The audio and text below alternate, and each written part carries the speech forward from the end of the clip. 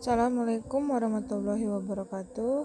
Perkenalkan, nama saya Salsabila Ulia dengan NIM 0804 12 81 92 4119. Baiklah, saya di sini akan mempresentasikan hasil kerja saya dengan tema Jurnal Kultur Jaringan Anggrek dengan judul Multiplikasi anggrek bulan Dendrobium sp dengan penambahan ekstrak tauge dan benzil aminopurin atau BAP secara in vitro.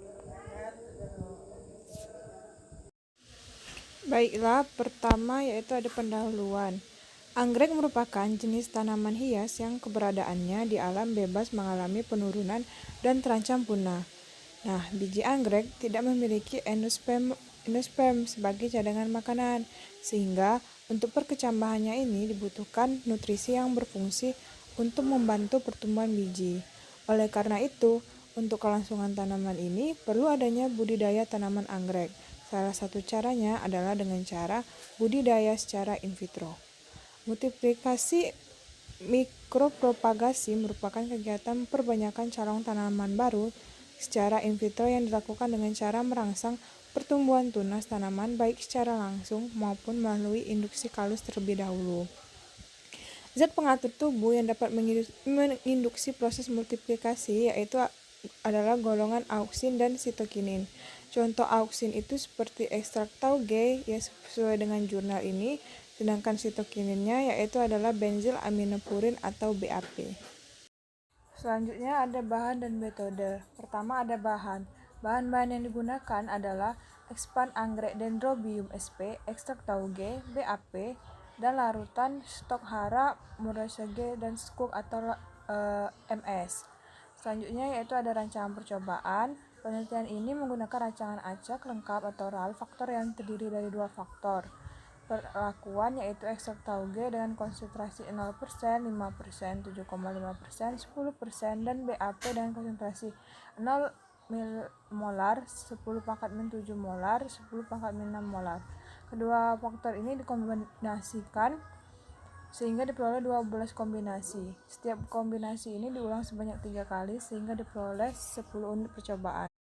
Selanjutnya yaitu ada prosedur kerja. Pertama yaitu ada pembuatan larutan stok ekstra tauge, kemudian ada pembuatan media. Selanjutnya ada penanaman explant Dendrobium sp, kemudian ada inkubasi kultur anggrek Dendrobium sp.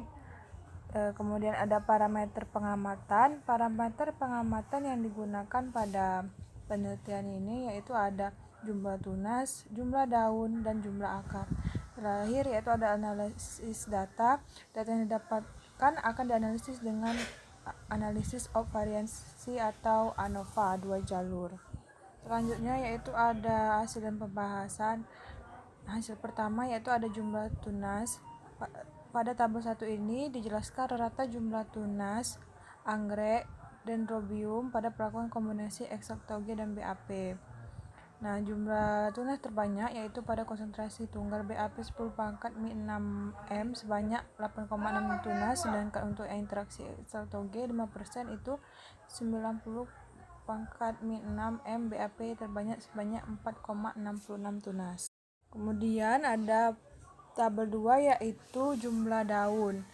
Nah, berdasarkan tabel 2 ini jumlah daun yang terbanyak itu yaitu pada konsentrasi tunggal BAP 10⁻⁷ sebanyak 15,33 helai, sedangkan untuk interaksi ekstrak tauge dan BAP yang terbaik itu yaitu pada konsentrasi 5% ekstrak tauge yang ditambah 10⁻⁶ BAP sebanyak 12 helai.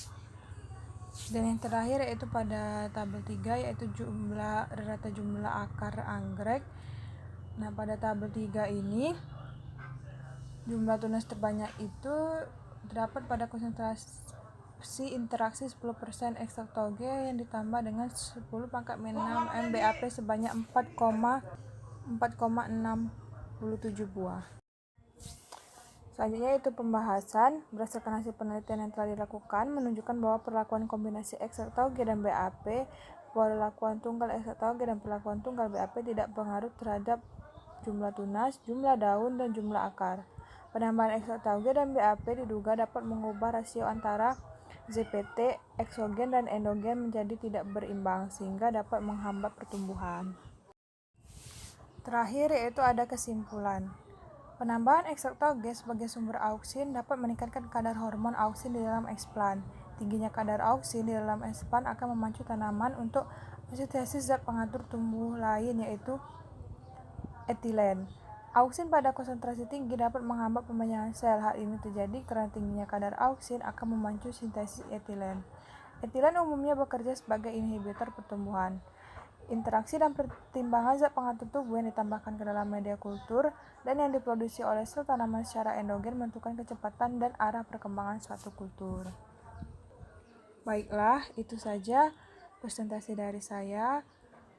Apabila ada kata yang tidak enak, saya minta maaf. Kalau saya mohon ampun, saya akhiri.